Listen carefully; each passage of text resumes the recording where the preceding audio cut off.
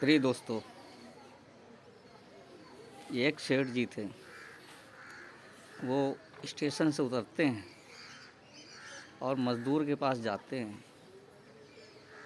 कहते हैं ये सामान मेरा गंतव्य स्थान तक पहुंचा दो, क्या पैसे लोगे? तो वो मज़दूर कहता है, सेठ जी पैसे जो मर्ज़ी हो दे देना, लेकिन मेरी एक शर्त है। शर्त ये है, या तो आप मुझको कुछ रास्ते में सुनाते चलें, या जो मैं सुना रहा हूँ उसको आप सुनें। सेठ ने कहा, भाग जा, मैं तेरी बहुत पिटाई करूँगा। वो मज़दूर चला गया। दूसरे को बुलाया, दूसरे ने मज़दूर ने भी वही जवाब दिया। ये तो वही हाल हो गया। रामचंद्र जी को नदी पार करनी थी तो केवट ही एक सहारा था। सेठ जी के पास में वजन था, बोझा था। इस प्रकार से उन्होंने दो तीन मज़दूरों से पूछा, सब ने यही जवाब दिया। सेठ जी असमंजस में पड़ गए। फिर भी पहले वाले मज़दूर को बुलाते हैं, कहते हैं, हाँ भाई इधर आ, मेरा सामान गंतव्य स्थान तक पहुंचाना है।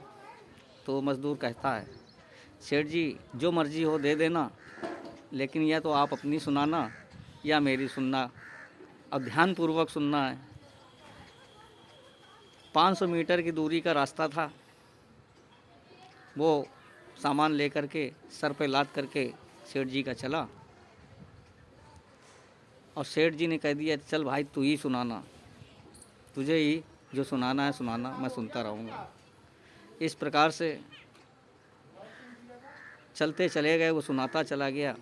जब गंतव्य स्थान पर पहुँचे तो सेठ जी ने पैसे दिए, और उस मज़दूर ने कहा, सेठ जी जो मैंने आपको रास्ते में सुनाया है उसको आप ध्यानपूर्वक सुन लिए हैं ना? सेठ कहता, पागल है, मुझे तो अपना काम निकालना था, मैं तेरी कहाँ सुन रहा था। ये पैसे पकड़, भागे यहाँ से, नहीं पिटाई करूँगा।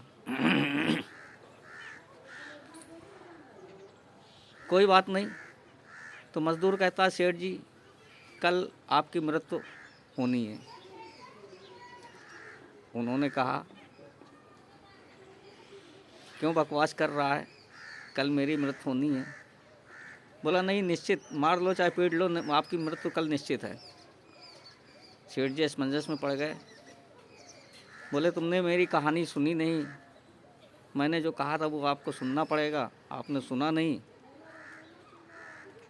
फिर सेठ जी बोले, मृत्यु तो इसके कहने के आधार पर, क्यों ना इसकी बात को सुन लूँ।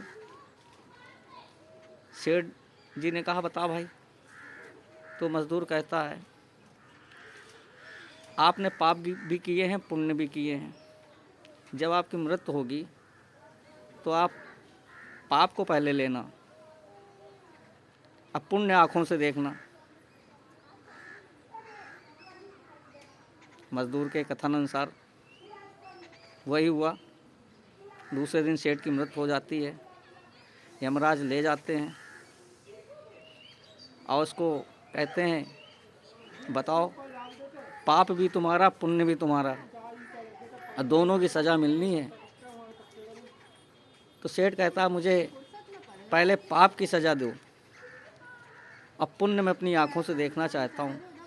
यमराज भी परेशान हो गया। बोला, ये तो इसने असमंजस वाली बात कर दी, और इसकी जीव की इच्छा भी पूरी करनी है, और ऐसा नहीं करते हैं तो ये अवहेलना है।